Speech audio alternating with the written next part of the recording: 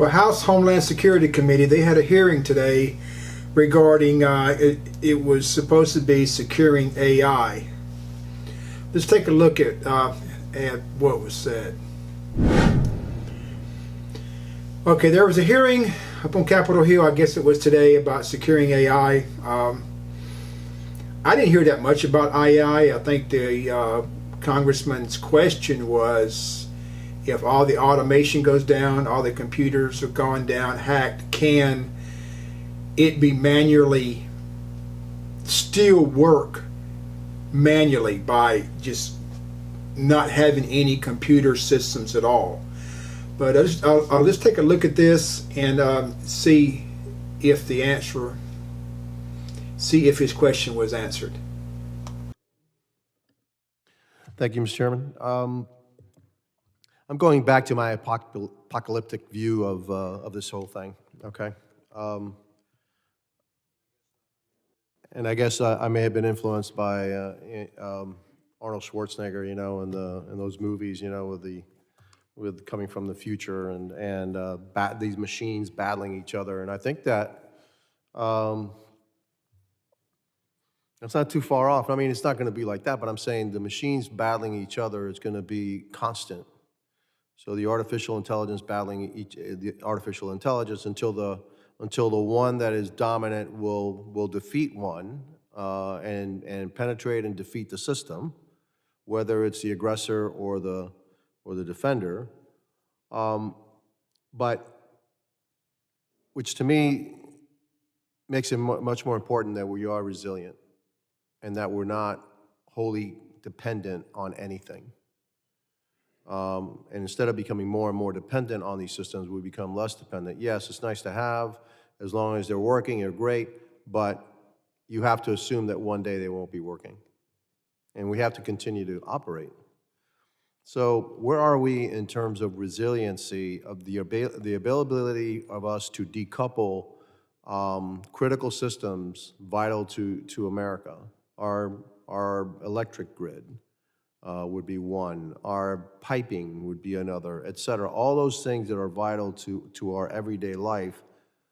Where is CISA in trying to get companies and the American government to be able to decouple or extract itself from the automated systems and still give us the ability to operate? Because I do believe that every one of those systems eventually will be compromised, eventually will be overcome, eventually will be attacked, and we may find ourselves in really bad shape, especially if it's an overwhelming kind of attack to try to cripple the America. So, anybody want to tackle that one? Because we seem to be looking more and more about how we can defend our systems, and I believe that that's great. But those systems are going to be compromised one day. They're going to be overwhelmed one day. So we have to have a way to not be so dependent on those systems so that we can continue to operate. Go ahead. I think that one of the things that with any sort of preparation for the inevitable or preparation for potential disaster or catastrophe, if you will, really is rooted in exercises. I think that from an exercise perspective, we have to look at where we are vulnerable, certainly, but we have to include all the players.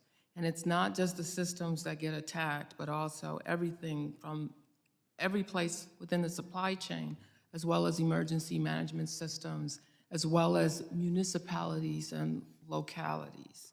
I think that one of the things that CISA does so well is around PSAs, for instance.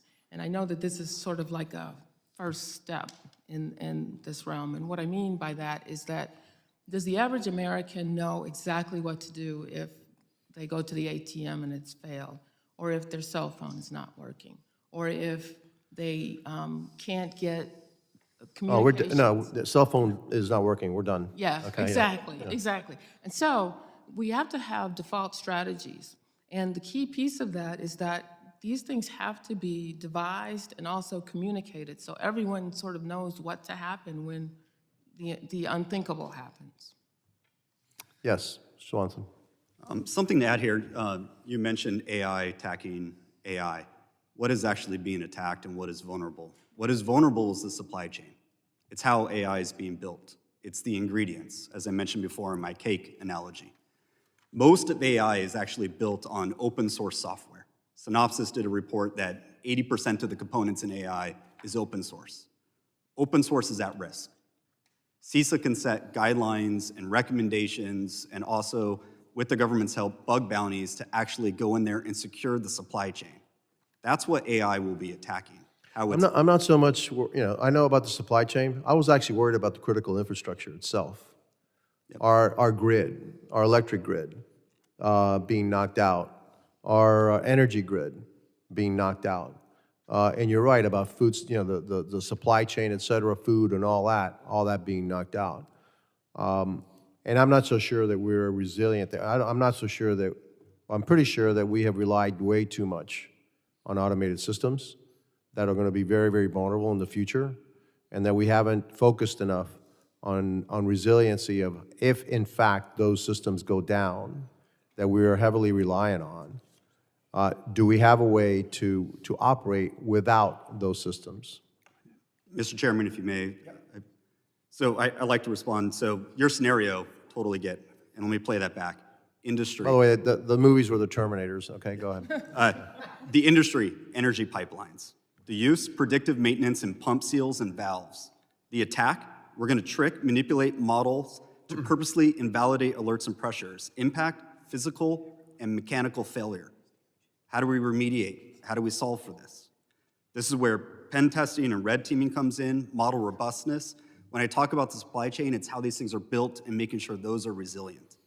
But I agree with, we got to protect the critical infrastructure, and we need to take records of what machine learning is in what infrastructure and go and stress test those machine learning models. Thank you.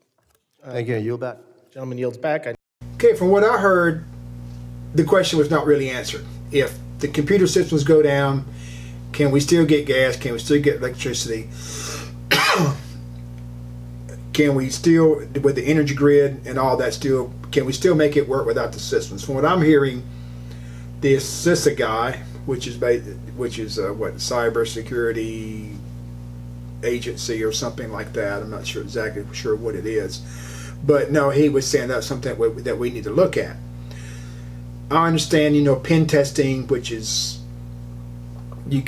people have jobs for pen tests, which they continually test these systems. Can they be broken into? Bug bounties are where these money is offered if they can break into these systems. So it costs people from trying to make money out of it. If they can break into a system, then they're paid. Sometimes I hear they make good money. I've heard up to $25,000, $30,000, $40,000 being paid to break in some of these systems. I've listened to a few podcasts. Darknet Diaries is very good about a lot of this cybersecurity and hacks and things that have happened and how people get into them. But basically, the CISA guy said it's something that we need to look at. That as of right now, it doesn't look like to me that if the systems get hacked, that it could be handled manually. At least that's what I got from the hearing. Okay. But anyway, thought I'd bring that to y'all guys' attention. Thanks for watching. If you get a chance, hit the subscribe button.